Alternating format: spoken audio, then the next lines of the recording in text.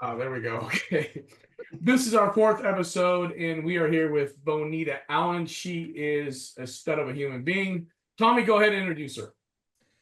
Bonita Allen. I've known her for about 5 years now in the recruiting life circle, from travel ball to college and collegiate coaching. Bo's kind of had a big background for a long time, and also a stud player herself. So I'll let Bo go ahead and introduce herself.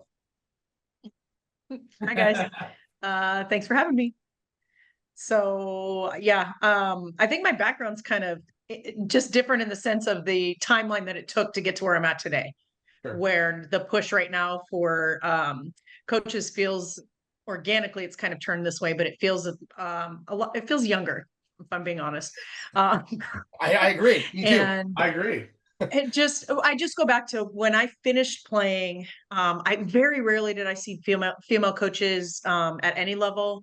My first one that I experienced was in college, and then when I went overseas, when I was playing in Australia, I had a female coach there as well. Came back, started a family, and I kind of went that road. Continued coaching, training, got into umpiring, did some AAA. Baseball officiating. So it's kind of been this really like interesting climb to get to where I guess when I met Tommy was where was I at that time? I was doing recruiting for an NAIA on the East Coast, and then went and coached D2 down in South Carolina, and now I'm going to be working as an assistant for Division I in Alabama. Nice. So it's so funny because we all have our own path, right? We all have our own path, and it's never the same. It's all different, and we take our experiences, and I think that's kind of where it gets to where we're at today. And Tommy and I are totally different, two paths. You're a different path, and I think that's why this works. Is we collectively, we have been share these experiences and things like that, and then but we're all trying to get to the same place, right? And that's why this podcast for us is so important. For people like you to get on here and really kind of share your experiences and ask these tough questions, and for us to ask you these tough questions, and then these parents and athletes and other coaches, can learn from you guys and learn from us, and we learn from you guys. So that's kind of why we created this. So I'm going to go ahead and let Tommy start this one off. I always take pole position, but I gotta throw him a cookie Always. now and again, or he starts crying and stuff. I don't want that. You know why? It's because it's usually age before beauty. That's why. That's what happens. Age before beauty. I'm the oldest. But this time we're doing the beauty first. You know what I'm I saying? didn't know that. Tony's the oldest. That's right. Tommy, Hey, I told you. I would never have. He rode a known dinosaur to school. Are you kidding me? This guy. This guy. Yeah, but I pulled you along with my leash. So all right. So, Bo, just talk a little bit more about background before I ask you a question. Not only were you a collegiate athlete and a coach as well, but I mean, what I think that you really do a good job with is building athletes, especially at the travel ball level. I've seen you run programs and do hitting, pitching. I've seen you do it all. And again, I don't think people talk enough about building up athletes. And I think that's just another bigger piece that maybe we can talk about as well. But I just want to make sure I brought that up because, again, as an ex-high school coach or a travel ball coach, I mean, I know how that is. It's a big deal because you really have to build athletes, so it's important. So I just wanted to bring that up. So good job, Bo. Yeah, and I will add to that. that. Yeah, and Bill, Tommy and I had a previous conversation tonight about one of my questions, actually, that I have coming for you, but I was like, add a girl boat. I want to talk about that. You don't know what that is yet, but when the time is right, I will bring that up because I really appreciate Tommy's comment about you and what you did or how you present things to parents. So anyway, T, go ahead, buddy. All right. So first one, Bo, what do you think the biggest adjustment is going from travel ball as a player to the collegiate ball, any level? What do you think the biggest adjustment is? Yeah. So I think that could almost be broken down to like the physical adjustment, the mental adjustment. Yeah. I think they're so separate right now. And then just the push that we have in a positive way for mental health. So I think the mental adjustment, I think, is just you're taking young athletes, male or female.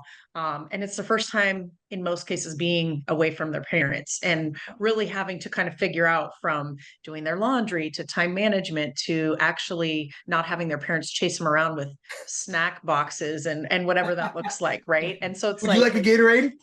I learn. want the little rice things, man. Those are good. Sorry, Bo. We see so much of it at the camps, right? And you're just like, I just want to like face palm, because I just think those are the things that are like the first kind of, because I'm thinking like, if you need your parents to chase you around, right? So, I think it's where kids get to learn like, yes, you in fact can live off Lucky Charms for a few days while going to college and playing ball. However, are you going to have the best of yourself while doing so? Probably not, but it's a good life lesson that maybe they haven't had an opportunity to learn kind of like organically. And I use that word a lot just because I think it's so important for parents to allow their kids those experiences growing up. Like if your kid, sorry, if I rabbit trail, just throw something at the screen. No, no. Come back in, Bo. You do your thing. You do your thing. Do your thing. You. I just think, and you guys know, you've raised kids as well, right? Like kids are resilient and kids are smart. And if they know their parents are going to chase them around and bring them all the things they need, they're going to fall in line with that versus them finding out, maybe I perform better with 8 hours of sleep versus 11 hours or 6 hours versus 8. Because again, I think everyone's different, right? Like I know for me, I actually do need a little bit more sleep to perform better. I know one of my daughters, she can go on 6 and she does fine, And so I think that's not Beja, right? No, Beja's a professional sleeper. Remember this? Professional sleeper. Funniest thing, that's we'll fun. talk about that too. We have a lot of professional sleepers out there, just for right. So, I think that mentally there's that adjustment of like having to do things on your own. And then I would say the physical adjustment is, and I was just talking to some parents about this because the bounce back rate is so high right now. And obviously portal plays into that as well. But I think that there's a lot of blame that gets put on the portal when in fact it's lack of education and research done on parents and possibly travel coaches ends as well, in terms of if you're selling to your player that at 17 and 18 years old, that they're going to go start over a 25-year-old. Yeah. That's a tough sell. I mean, and I'm not saying it doesn't happen because it does happen, right? And you want that. Like I want that for every kid. But the reality is you can't go in with the assumption that you're going to work hard and you're going to beat somebody out. But if you think that you're going to go in and you're going to be playing 80% of the time as a freshman at any level, and I can't say that enough, at any level, I just think that we're missing the boat as parents, as travel coaches, as college coaches, because there is that time of they have to adapt, they have to get stronger, they have to acclimate to new coaching styles. And it's very different, again, coaching travel where you see your coach 3 days a week and then going to college and you're seeing them 5 days a week or more. Yeah. And huge adjustments there. Yeah. And I will add to that. We could do a whole podcast just on that, but listen, you guys know this. And Tommy and I have been out there and we have heard conversations with these college coaches that are selling the dream, right? Selling that dream. Hey, listen, we have, 2 spots or 1 spot, or you're going to come in and you're going to be that girl, or you're going to be that guy for us. And I'm like, wrong thing to say. I want you to come in wanting to beat everybody out. However, reality is these rosters are getting bigger. There are JV programs, right? And we need to educate our parents and our athletes that, listen, there's going to be 3 to 4 deep at every position, if not more, depending on where your position. It could be a pitching in baseball. It's freaking 18 to 20 pitchers, right? I mean, that's reality. So you got to do, like you said, you got to educate yourself a little bit. You can't just believe what this coach is going to tell you, because there's a lot of things that cause that portal to get bigger, right? And people that want to jump ship, or they're not playing time, or there's a million different reasons why. But the bottom line is, listen, you're going to go up there, you're going to look at the roster before. And as a college recruiting company, I tell them, get on the website, look at the roster, see how many there are deep right now. If you have heavy freshman, sophomore, you're going to be competing your ass off for a very long time, not just a year or two. And if they're senior driven, then you know they're out there freaking recruiting their asses off to fill that spot, because they cannot live off of a junior or a senior. There's no way, right? They could transfer out, who knows? They could academically kill themselves, who knows? They can't do that. No college can do that, right? So you got to come in and compete and understand that you got to win that spot against a 22-year-old when you're 18. Right. I'm 17. Right? Oh, I agree. 100%. Okay. Hey, was that your question you asked or what? Because that was like 45 minutes, bro. Jesus. Yeah, but it's important. I don't want this kind of stuff. I'm messing. That these guys are getting recruited. I know. I heard Tommy go out and he's talking to parents and he's talking to kids, and he's blunt with them. He's honest with them.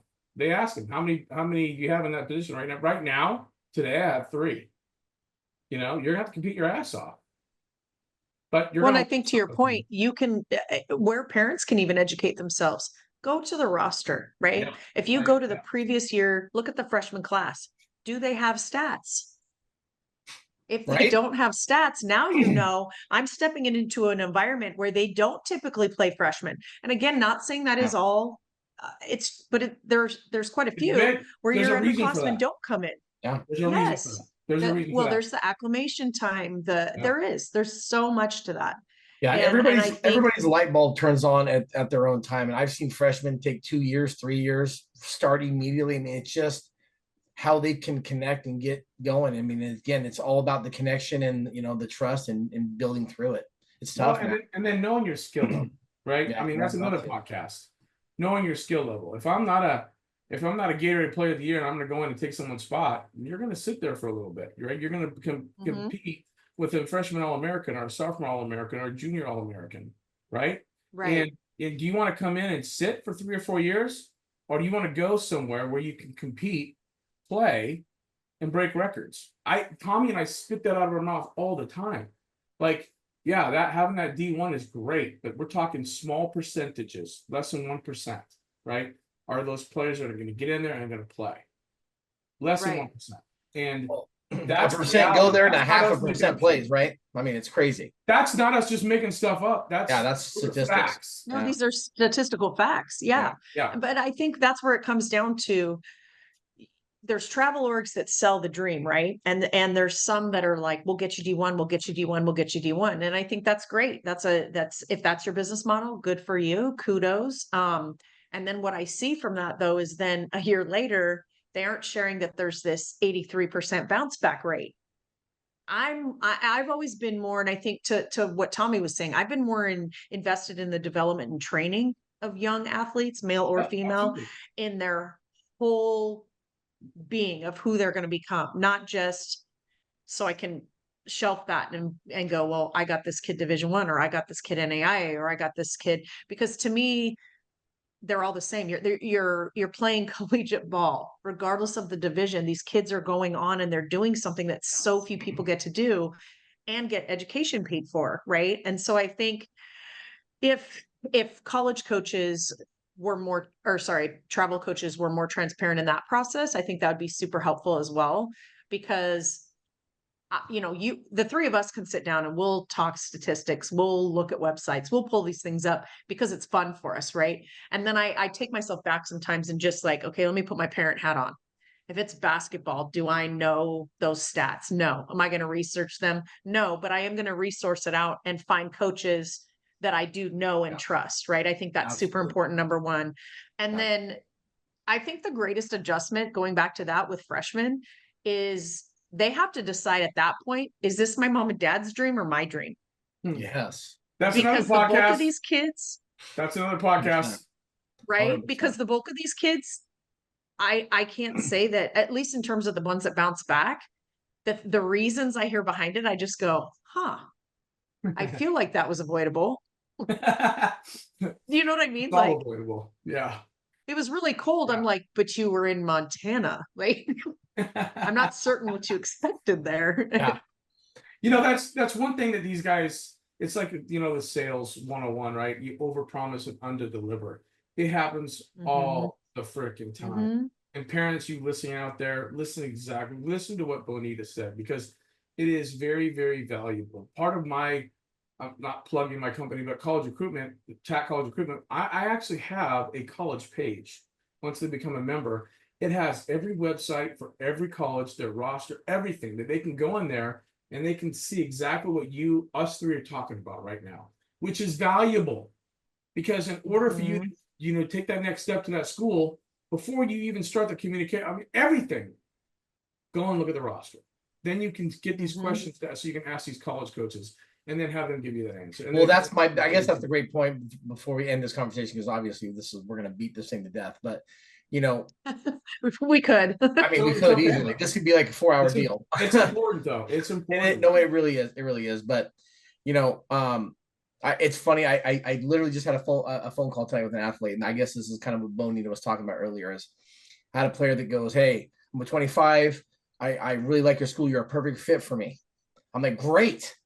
I said, I only need a few more, 25s. Would love to get you out here soon. Well, my travel team's really full this fall. I won't be able to come out to your camp to do anything. I'm like, okay, well, best of luck. Best of luck. But that's kind of goes back to what Bo just said about travel coaches. Is it more important to be at that tournament, or at the camp for the coaches asking you to get out there with an offer on the table? To them, it is 100% the camp. What's 100% the camp. I kind of laughed. I was like, well, okay, good luck to you, because I'm talking to 24 other girls right now. So that's why they're playing summer ball.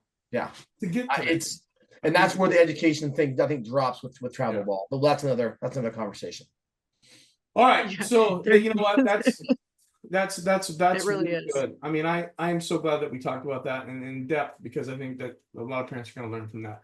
Yeah. But my next question for you is, what's one of the biggest frustrations with your summer softball parents? So, what are one of your biggest frustrations you have with these parents every summer? Year over year over year. Ooh, I got some stories. I mean, narrow it down. I have some stories. Narrow it down. So what I'm going to lean to, and this has kind of been my theme for this summer for the last, I think, probably year and a half. And because I actually think that the frustrations change, right? As the generations change, the needs. Yeah.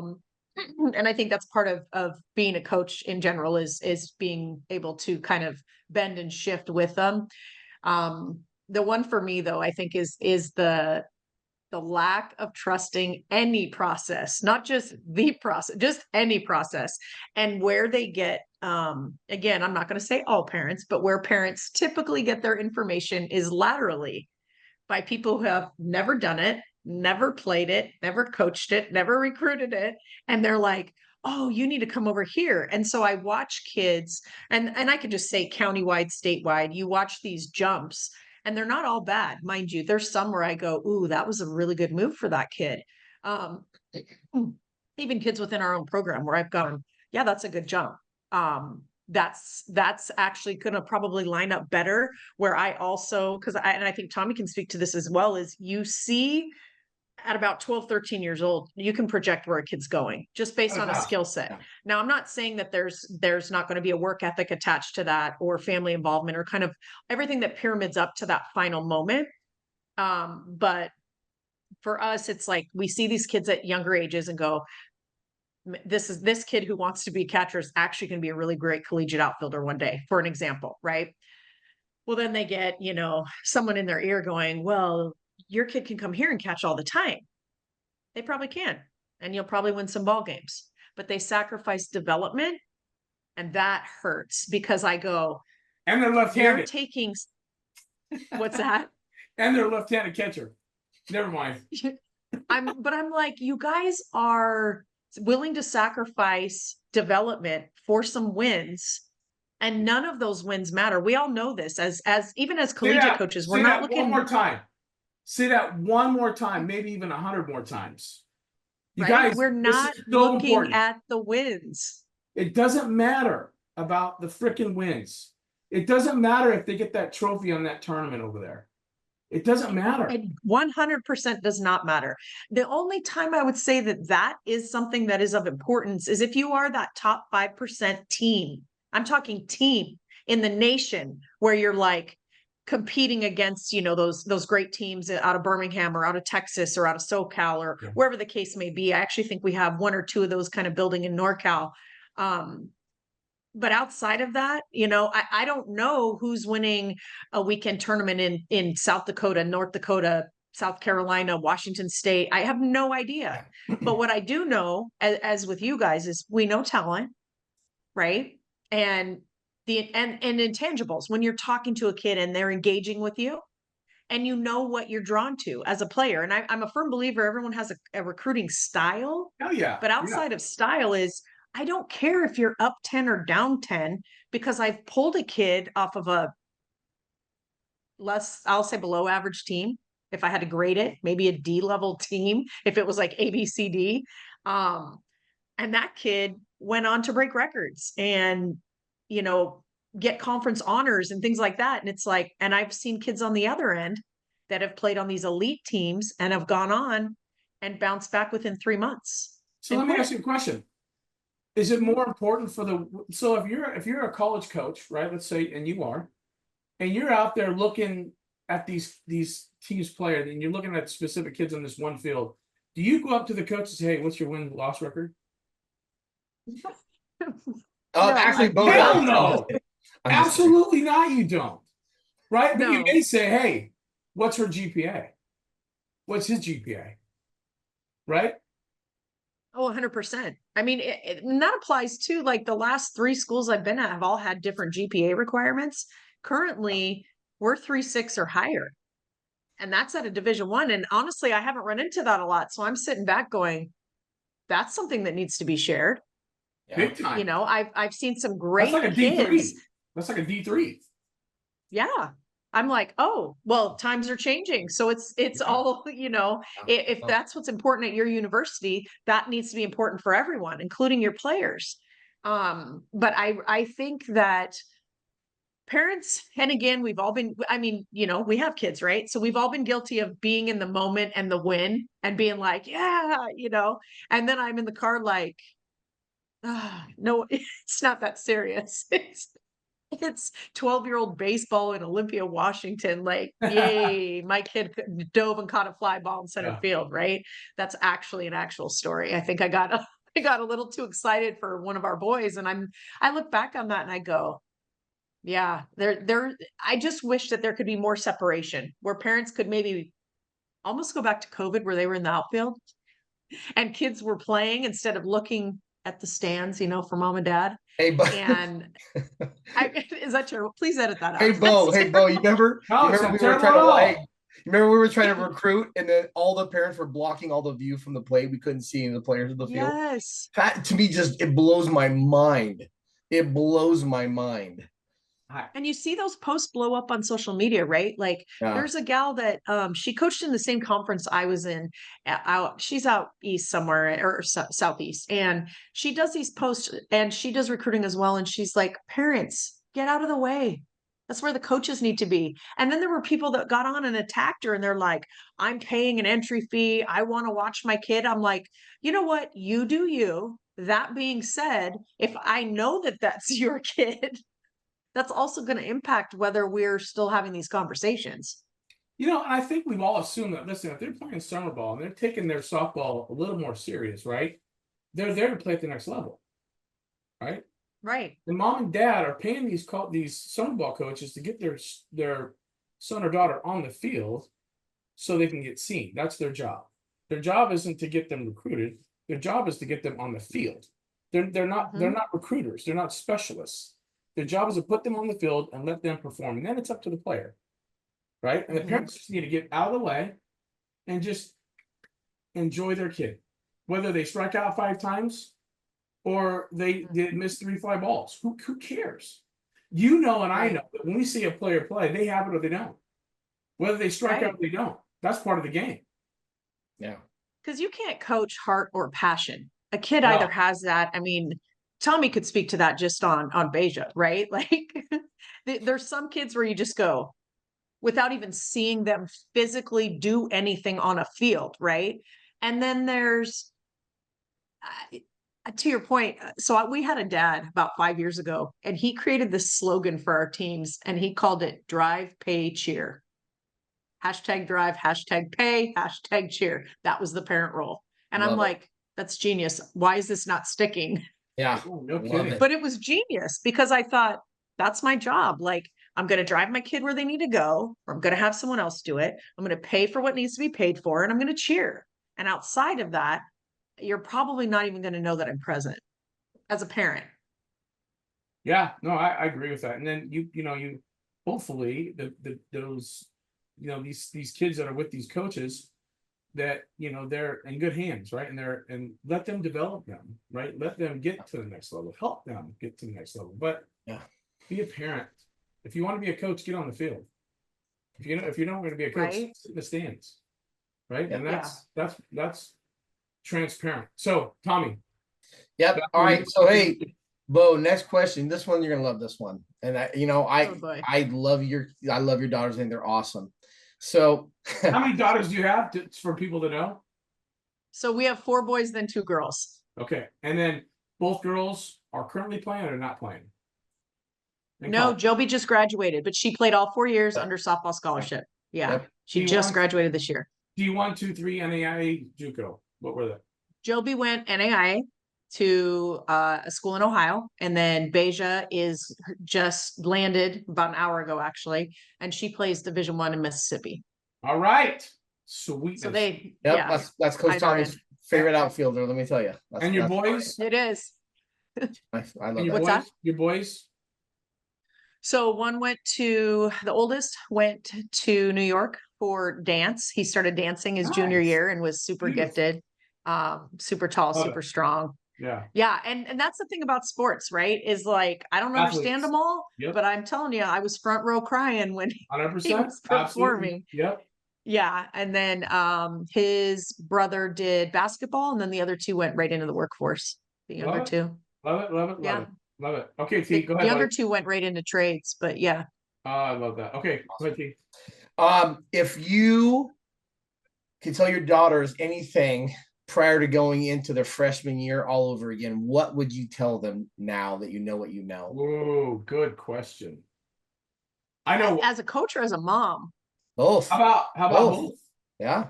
Huh. Because I feel like on some fronts I nailed this 4 years ago. And then I think I nailed it on the coach front. I was like, just go and have fun. Just work your tail off. And I told them both, I was like, you're not gonna play.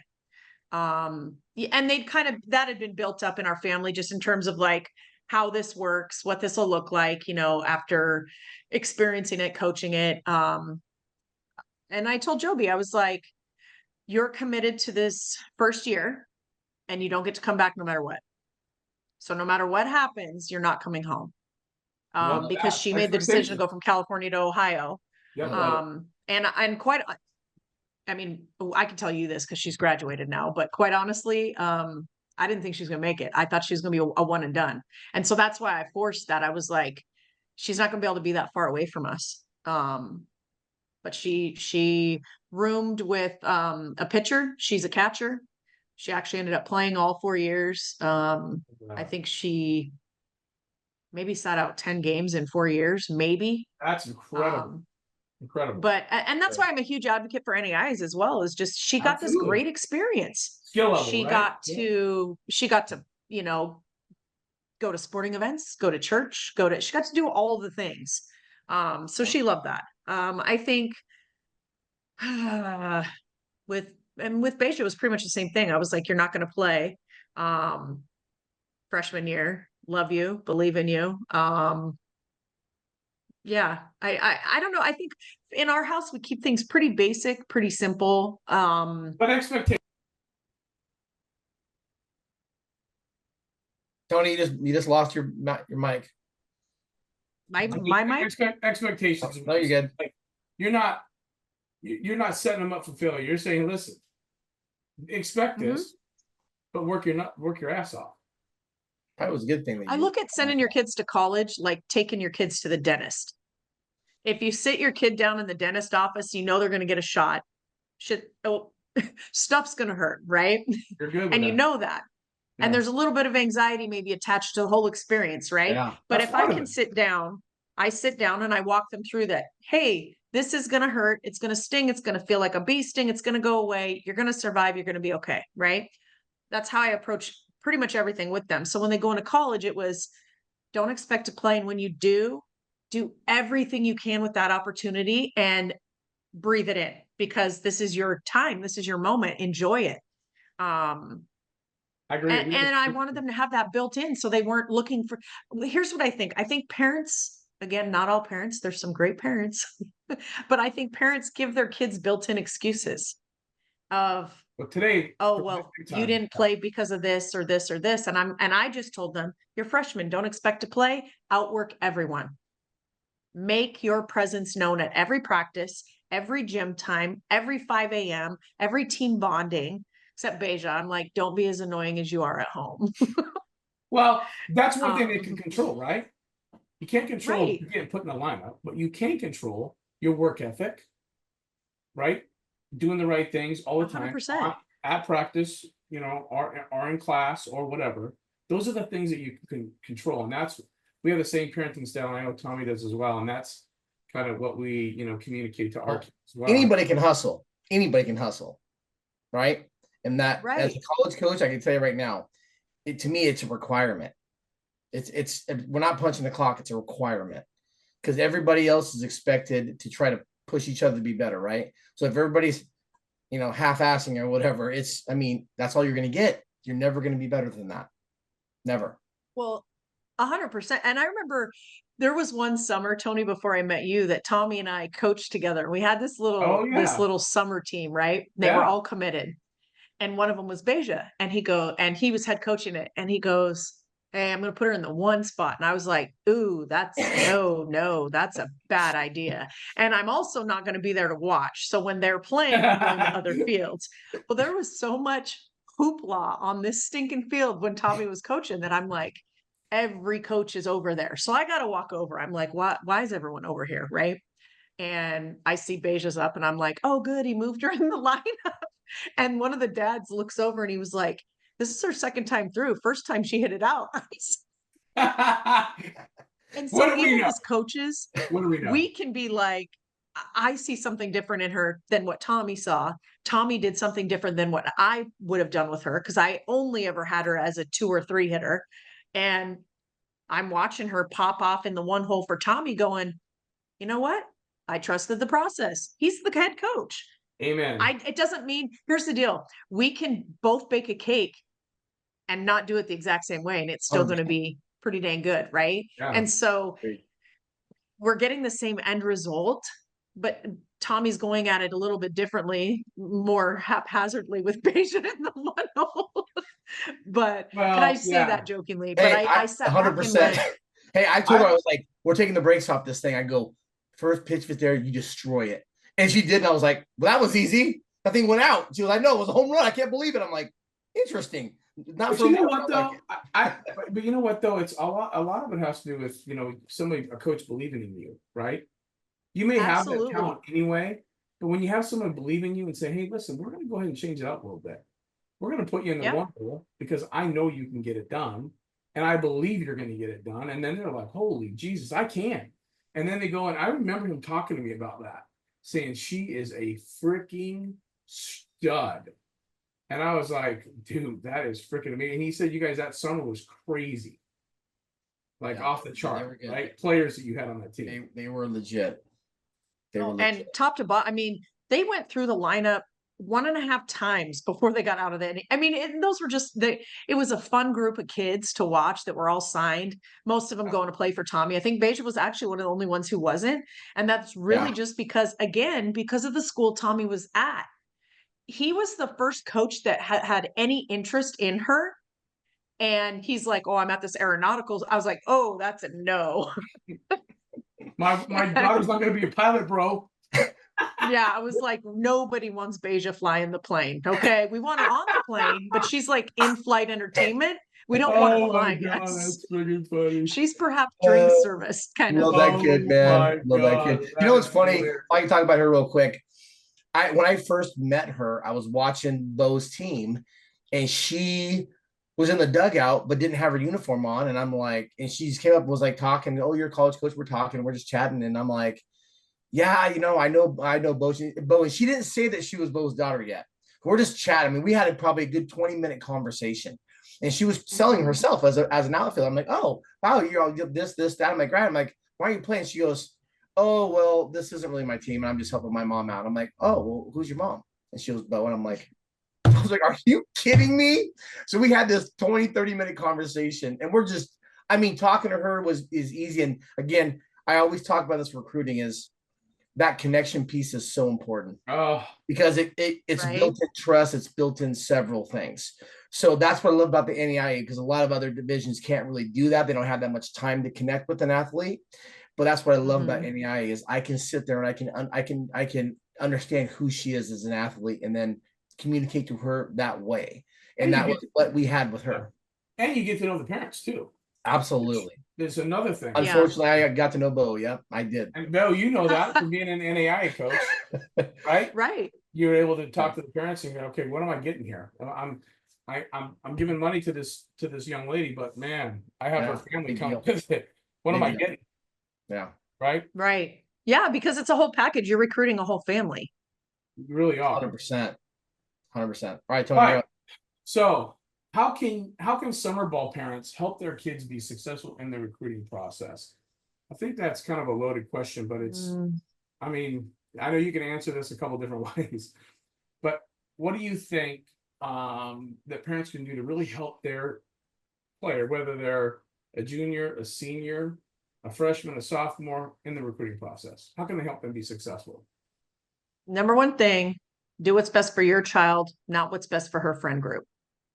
Yeah. Because what parents like to do is, oh, we're going to said camp and it's 4 of her teammates, which means those 4 are going to clump together because this is what young women do. And they're not, it's that personal piece that Tommy was talking about.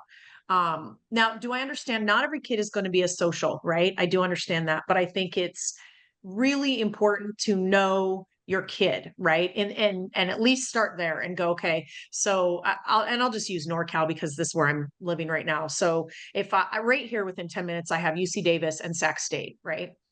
Within 10 minutes of my house, there's 2 Division I schools, 2 mid-majors. So I can sit back and look at that and go, okay, am I going to send my kid with her 4 teammates to Sac State camp or to a UC Davis camp? Well, again, what's more realistic? What has her major? Like, are all 4 of her little friends going to get picked up at the same school? No. So I think there's a lot of this, like, parents want to clump the kids together. Hey, let's all go do a Stanford camp in December. And I'm like, again, that's great. Has Stanford reached out to you? Because I just think there's so many ways. And I think there's a lot of missed opportunities. I think that and again, I'm lucky that we have so many great JUCOs here in Sac County as well. If you have the ability to go or availability, go to a Sac City camp, start at the JUCO level. Go to, I mean, we have a D2, Stanislaus is not that far away. Go to a D2, go to a D3, go to an NAIA, start to see what the differences look like and go, let your kid feel that, because they'll start to see and feel where they could potentially land versus getting thrown into a spotlight with 4 friends. So that would just be what I would say. I think parents do a lot of the, like, let's get a group of 4 girls to a camp. No, let's get my child to a camp that makes sense to what her long-term goals are. And I think honestly, started at a JUCO level where you're going to be less, I would think I would be a little bit less intimidated to start there than to go right to a Stanford camp. Oh, absolutely. If I was 13 years old. Well, there's a lot of differences between JUCO and like a big D1 or an academic D1 like Stanford, right?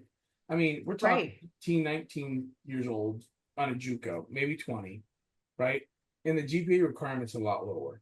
When you're going to and you know, I know that if you didn't take an SAT, you can go to a JUCO and get right in there and play. A lot of them will transfer out after their first semester because they have college credits and not take the SAT. There's little tricks of the trade there. But again, I mean, you're absolutely right. You cannot go and pile up and say, because I know there's some recruiting companies that literally will take kids, like 10 kids up the Northwest and go through all these schools at Pacific University, which costs like 70 grand a year to go there. and these Oh, kids yeah. can afford junior college. I mean, why would you do that? Right? Why would you do Right. so? You're absolutely right. I think you got to figure out what's best for your child and then do that part of the recruiting process yourself. I understand you don't want to be by yourself. I get that piece. But when you're out to college, you're by yourself. Well, and everybody's journey is their own journey. You ain't sharing it with anybody. Rarely do two kids go to the same school that best friends. I mean, I don't think it actually ever works Very out, rarely. really. Yeah. And even in the instances where I've seen two kids, because I have seen that a couple times, there's actually two kids doing that this year. And I go, yeah, I don't know. I don't know if that's going to be a long term, because again, you're different people, right? And like Tony said earlier, it's everybody's journey is different. So there's been people that have started at a, UCLA, bounced back, finished somewhere else. There's so many different ways that you can map it out. Yeah. I think just I always look at it, I take it back to recruiting, right? If I recruit, or no, sorry, not recruiting, training. If I'm training players to be Division I athletes, it's not because that's my end goal. It's because I want them to have the choice. If I say that I'm just training you to play 18U travel ball, then I'm doing you a disservice. I should be training you to play at the most elite level possible so that now you as a family can go, we can choose any of these options, because I'm a firm believer, and Tommy knows this too, there's a school for everyone. And there are kids that probably can't go Division I in certain states that can easily do it in others if they're looking for that tag as their end goal. But as I tell people frequently, I have seen JUCOs beat Division I's in the fall, and I've seen NAIAs beat Division IIs. So it's not the division. There's great competitive schools at every division, and there's not so competitive schools at every division. Bo, you hit that on the head. I mean, I actually had a full ride at Oklahoma University, but I was chasing the dollars. I was all about pro ball. But I actually went to a junior college because there wasn't enough money and at a high school. And the school that I went to, Edmonds Community College, right next in Linwood, Washington, we beat the freaking brakes off of UW. Half the guys who drafted on our team beat the brakes off them, and we were a JUCO. You know what I mean? So you're absolutely right. I know there's NAIA schools that will knock the hell out of some D1s. NAIA in Texas, especially. I mean, so again, every level's got its level. Every level got its skill level. But there's 1,700 colleges in softball. There's 1,700 baseball colleges in the United States. There is a school for literally everybody's skill. Everyone. But and at the end of the day, you're not going to go, well, I love Beja more than Joby because she went Division I. No.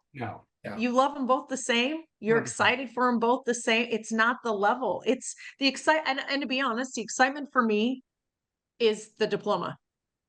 Honestly, I mean, I will say for me, the most emotional moment I have had up to this point as a parent was watching her get 2 degrees. And see, I start to get emotional even thinking about it, watching her catch the last inning of her last game. That was tough for me because I knew they weren't bouncing back in playoffs. And as a player and a competitor, we know that feeling of that last game. And I couldn't do anything to cushion. That's one that I wish I knew how to cushion before that happened as a parent. I went, dang it. The lights are off. I didn't have words for that. There's no more games, right? Happened to me with both my kids as well, Bo. And I'm telling you right now, when they were standing up there getting their diploma, and my youngest son, he got his master's while playing because he was that COVID kid. And but they paid for half his master's, and he got his master's degree, and he got a great job right out of college. I always say this to everybody: the professional baseball kids, you're chasing a 1% dream, right?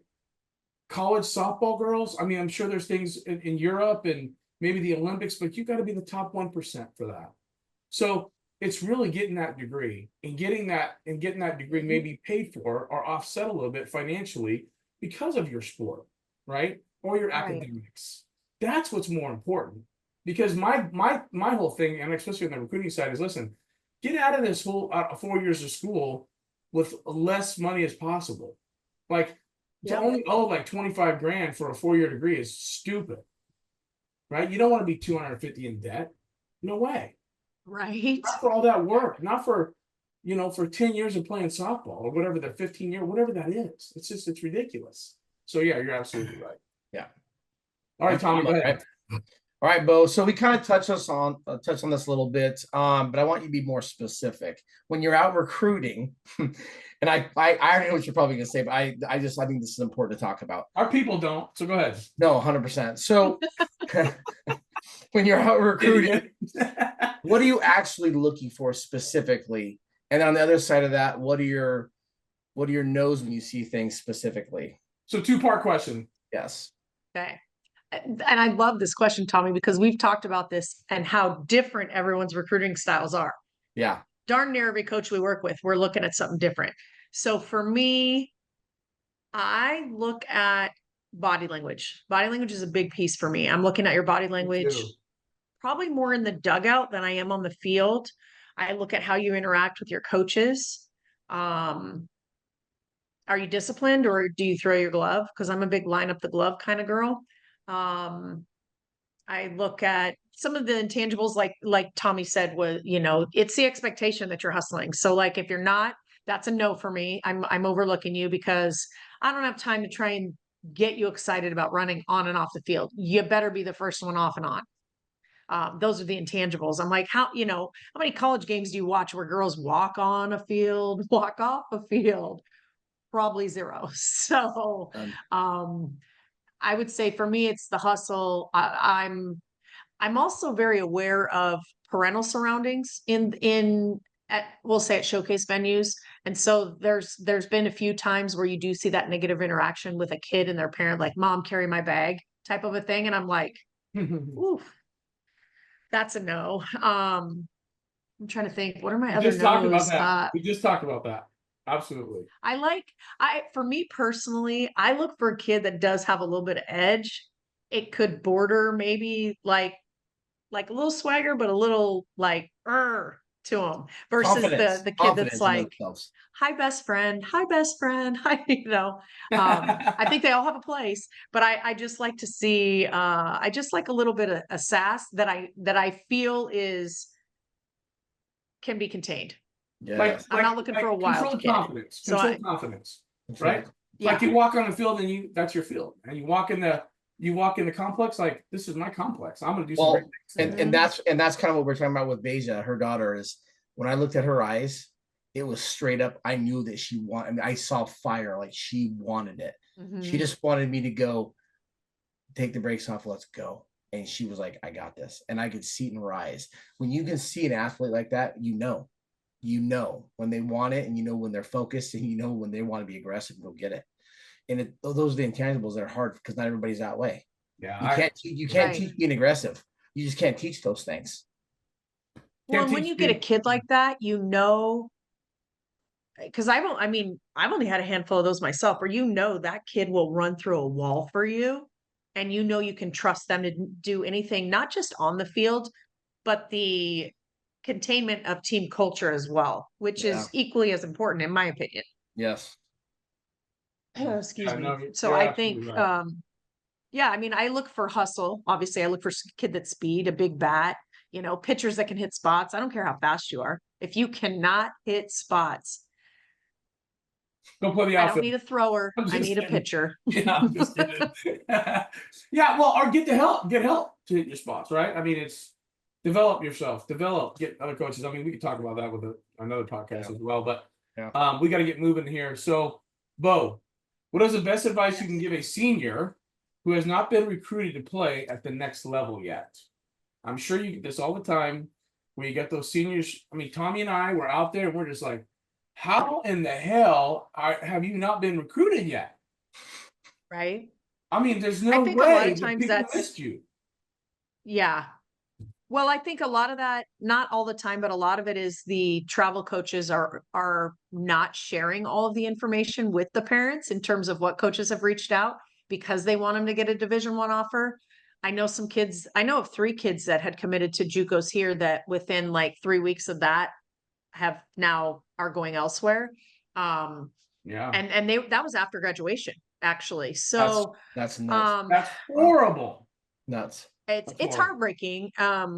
My daughter Joby, so Joby didn't sign until March. And I remember people coming up to Wes and I going, are you guys worried? Are you freaking out? And Wes, I remember vividly Wes telling a couple team parents, like, it's not our journey. Why would we be freaking out?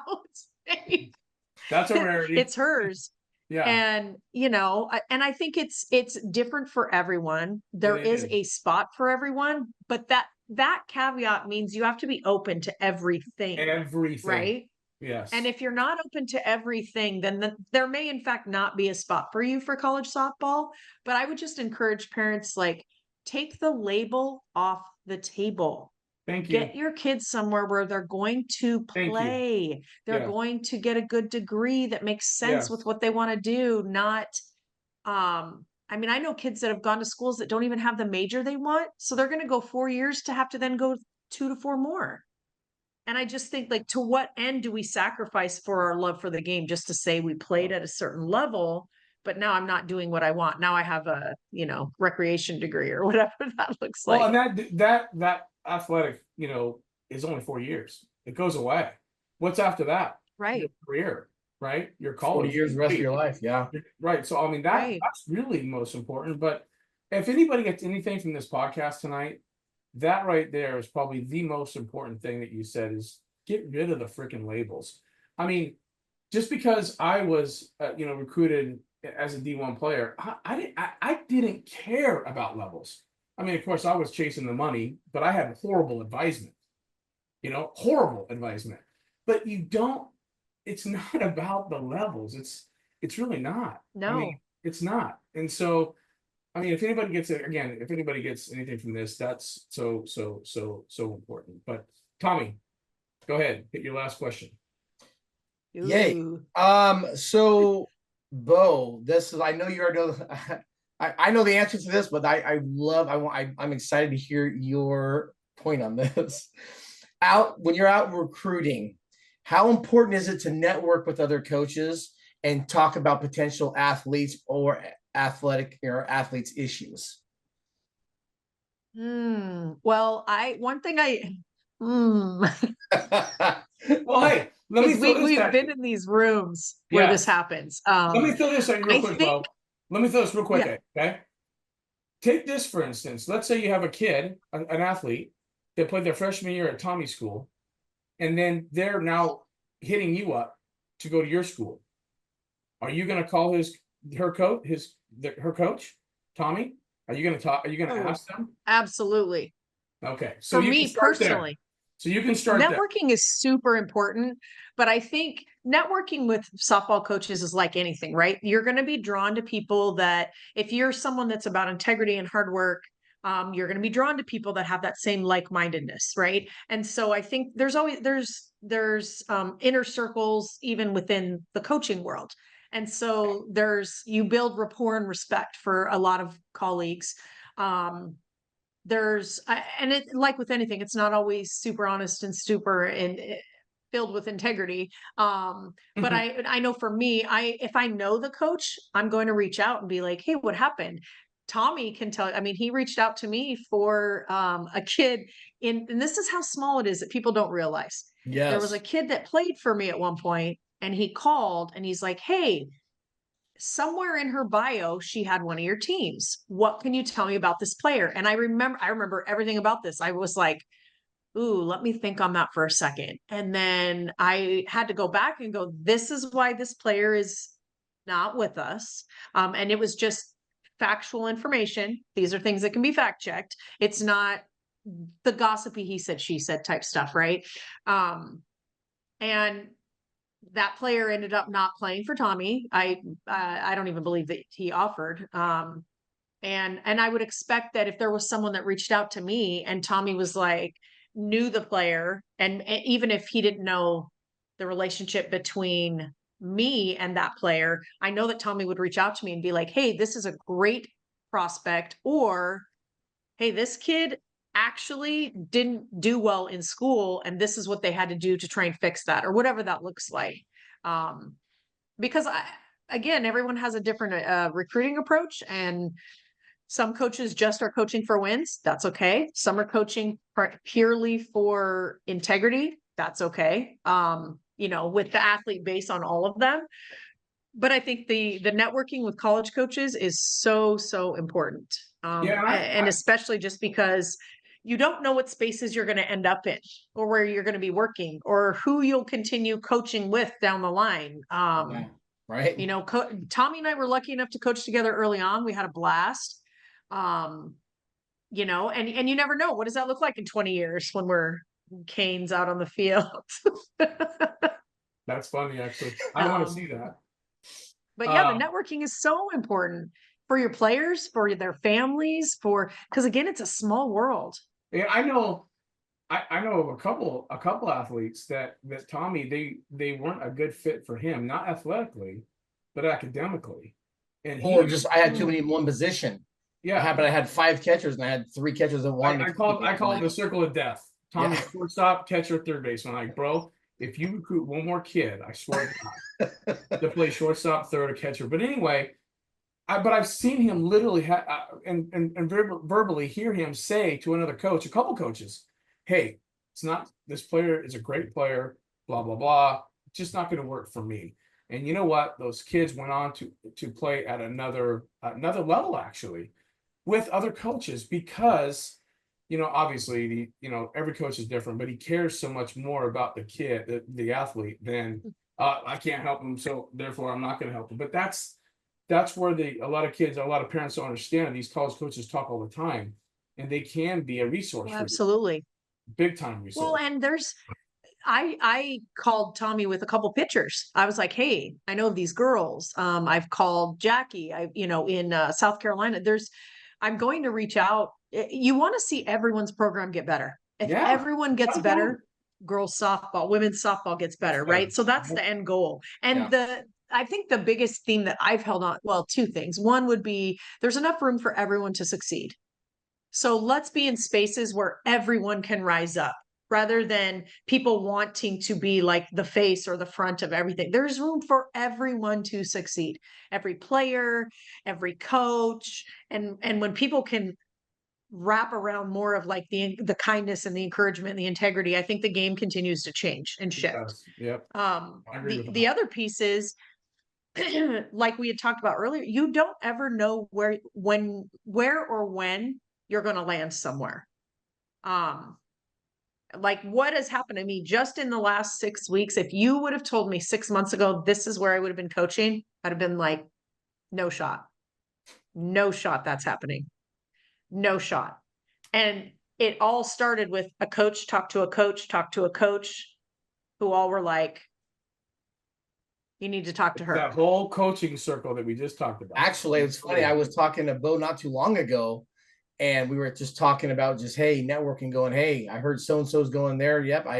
I did a reference letter for this person, and we're talking and helping each other out. Again, the whole point of this is that athletes and parents need to realize is that coaches are really connected. I mean, they really are. I just helped Sarah last year with 2 players that I was like, I can't take these 2 players. Well, I'm good. I'm done. You need to talk to these girls right now. I mean, again, if they could at least say, hey, these guys are here and they really want people to get to the next level, that's what it's supposed to be about. So I hope people would talk highly about coaches that want to do that, because to me, it matters. It matters to me. Yeah. And these college coaches really do care about the athletes. I really want to state that. I mean, they truly do care. Now, there's the off ones that they're collecting their paycheck or whatever, but few and far between. These guys really do care about these athletes. They really do. So, Bo, my last question to you, and then I think Tommy might have another question just to kind of end this thing.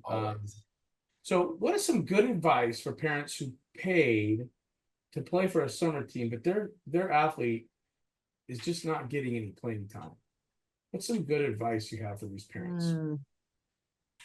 Okay, this might be the unpopular opinion, because I'm not a firm believer that playing time is going to indicate whether you're going to be playing in college. So on 2 ends of this, I think that there is a time and a place. Okay, at a showcase, and Tommy can attest to this because we worked one together where a coach we were trying to get to see. This was 2 years ago, I think, year ago. the graduating class, they had this grad year, but she was on the bench. And we're like, this is what we're looking for. Can you put her in the game? And they were like, no, because they wanted to win. I don't care if you want to win or not. I want to fill my recruiting class. That's why I'm at this recruiting event.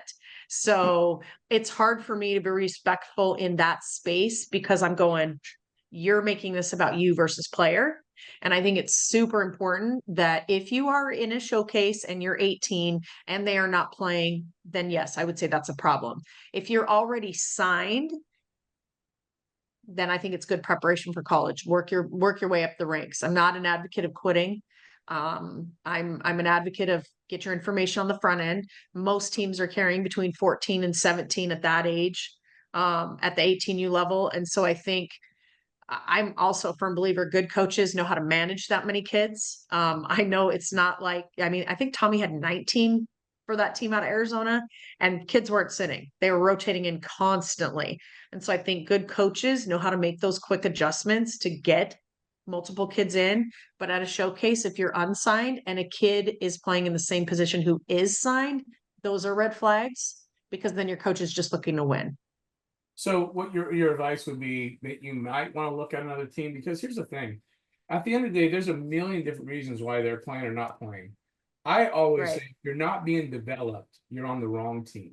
If you are not developing your skill set, whatever that is, that's not the right coaching for you. Right? Agreed. If this coach is not helping you get better, right? And that get to the next level, because you get better, get to the next level, right? You're gonna have to find a coach that is. Whether that team is 101, wins 100 games and loses one that summer, I could give two rips. If you're not getting better, that's the wrong team for you. Because wins don't matter. We just talked about that earlier. That doesn't make me want to go to that team and recruit those kids because they win. We talk teams that are horrible, absolutely horrible. But these players just have something that we just walk by and they caught our eye and we're like, holy crap. We're going to sit down and we already know their outfielders made a bunch of errors or whatever, but there's just one shortstop who's just legit. But we don't care if they win or lose. We care about what we just saw right in front. Right. That's 100%. Yeah, I think, and I think it's worth having conversation and having tough conversations. I think that we've really moved away from that as a society of having those conversations with coaches. And I'm not saying it's you calling a coach going, hey, she needs more playing time. It's, hey, listen, I'm trying to look at what the next 6 weeks, because that's such a tight season too. It's like 6-7 weeks long. I'm looking at, the amount of money and time that we're about to put into this. And I know like for our org, you're not paying for playing time, you're paying to be developed. So I think it's really important to understand the difference. And I don't think that that's everywhere. I think that a lot of places feel that because they write a check that their kid should play every game. It's not the case. It's not the case in college. I actually know of 3 girls whose parents have written $70,000 checks for them to walk on, and they're not playing, and their parents year after year are complaining about it. I'm like, you're not paying for playing time, even at the collegiate level.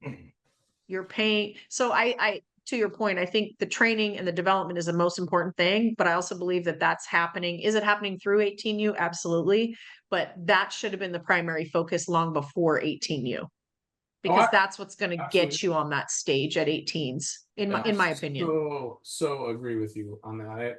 It's vital, I think, for any athlete's success is if they're not developing, you got to go on. You got to move on. You got to find a coach that can develop you. And maybe that team, you're a catcher and there's nobody that understands catching. So how are you going to develop? Right. Well, you can get private instruction, but one day a week's not going to get you developed. Right? I mean, 4 times a month, that's not going to get you developed. You got to get there, you got to work, you got to be consistent, and you got to put the work in. So anyway, thank you very much for that. Tommy, I'll let you close it out. You said there was some stuff. Yeah. So, well, I mean, this one's kind of a big deal because I talk about this a lot. This is kind of talking about the next generations coming in. So the 26s, 27s, 28s. What would you talk to them about when they're trying to prepare right now to build themselves up for the recruiting process for summer ball, a lot of these young kids, like we've talked about tonight, just don't know what their steps are. I mean, going to camps, going to these tournaments, going to a college camp.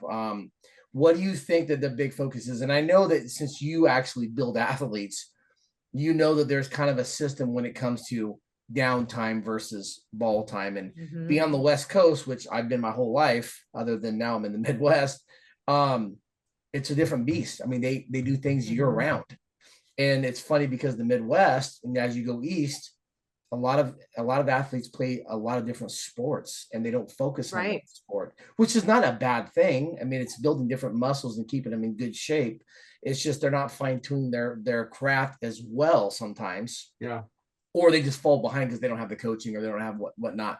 But I kind of wanted you to elaborate a little bit on that part of it, and then maybe talk about the importance of, your coaches, your summer ball coaches, what they're giving you, because everybody's paying for hitting coaches, pitching coaches, everybody's paying for these things. And I see kids all the time. They're like, I've been with this guy for 3 years. I'm like, well, you're not, nothing's got better since the last time I saw you. So it's nothing personal, but maybe it's time to move on. Maybe you need to get some different looks or different, perspective. Right. So I just wanted you to kind of talk about that. Yeah, I think, that's a tough one. To shrink up. I'm like, I think fall is great for camps for players. I think it's unfortunately the West Coast, I feel the most resources in terms of, we do have a lot of great coaches and former players at our fingertips. From gold medalists down to great JUCO players. And so we do have a lot of resources that are tapped, but the tapping is really, it's an interesting piece. Like, to your point of hitting, I don't think a kid that's 12 years old needs to go to 4 hitting instructors. I think that confuses a kid, right? Sure. But there's people that do that out here. Yep. Then I think of those practices where you see those coaches, they just hit everyone ground balls and they do like rapid fire for 45 minutes and then they hit off a tee and then they run bases. And I'm like, that's not developing anything either. And so when you are able to break it down and do station work and mental game approach and different things like that, I think that all kind of factors in. But when I look at, I would say first year 14s is when I like to kind of acclimate them to get them used to that recruiting process, right? So you're freshmen. And I say that because they're usually still really shy for the most part. They're a little awkward still in terms of being able to be outward with coaches. And so I think that's a good time for parents and coaches to start getting them prepared for local camps. Start with your local camps before you go and do these away camps or these overnight camps, and get the temperature of what it was like for your child. Ask them the questions. Most importantly, did you have fun? Not, oh my God, why didn't you drop step on that ball in the outfield? Like, she just lived it. She actually doesn't need you to relive that with her. She was there in real time. So, and it didn't feel good then either. So it's really important to, hey, how did you feel? Hey, are you hungry? Hey, did you have fun? And let them start to bring that up. Yeah. And again, I think kids are smart that they will talk to certain coaches where they're like, I didn't really like that head coach. That's okay. You don't have to. But in 2 years, they might be at the school that's your top choice right now, right? So it's good to start getting them exposure to those different camps, to those different coaches, because coaches are moving around a lot right now more than ever. And I think it's important for them to start to learn, because let's be honest, a lot of these kids are being coached by their parents, right? So you're trying to get them outside of that comfort bubble and comfort zone. It's great to get them to their camps. And I know like get them even to those camps where they're like 2 hours and there's, 40 coaches, to where they're less in a spotlight and it's more like a group setting. I think there's a lot of those, rather than if you are unsure of what university, and taking them to like a 4-year or a 2-year, going, well, we don't know what we're going to do. Start in a big event, then maybe kind of whittle down from there. But I think by second year 14s, you're you're working, in my opinion, showcases should be priority over everything for a team, because that's where you're going to get the most exposure to the most amount of universities from every single level. And then it's important to be visible. And when I say visible, to Tommy's point, like with Beja, if you're the loudest kid in the dugout, you're noticeable. Coaches hear that, see that. If you're the fastest kid, we see that. If you're hitting it, if you have the best gap to gap swing, we're seeing it. So get yourself seen. So to your point, Tony, the honing in on your craft at the younger ages so that you can then showcase, hey, I'm a pitcher, because nothing hurts my heart more as a coach and as a mom is to see a kid go out in a camp and do pitching or catching that you can tell has not had refined lessons and doesn't, and literally it just, my heart hurts for them, because in that moment instead of getting showcased, you get exposed. And I don't want to see kids get exposed. When they get exposed, they get embarrassed, they go away and they stop playing the sport. Yeah. We see that all the time, like all the time. And it good things, and that's one thing that's good about these camps is to get exposure. I always say you're marketing your own product. That's you, right? However, sometimes that marketing may hurt you, right? And it's not just because you struck out 4 times. It has nothing to do with it. It's actually you getting out there and performing, and you're like, ooh, I'm just not performing, right? Or I didn't get that work, or I'm not doing that extra work. I'm just showing up for practice, but I'm not doing nothing on my own. You guys, we can tell who's putting the work in and who's not, right? We absolutely, and then I can't tell how many times Tommy and I've seen a player go from tournament to tournament. We've had a conversation with them, told them what to work on, and we can tell if they listened to us and applied it and who didn't. And if they're not applying it, guess what? They just got taken off the list. And that's a big sell for me. Right. If I give you some instruction and it's you're successful, you're doing good, and then you just go backwards, well, then that doesn't work. That doesn't work. Well, don't you love it though too when you give a kid, because I've heard where you'll share something about hitting with a player, right?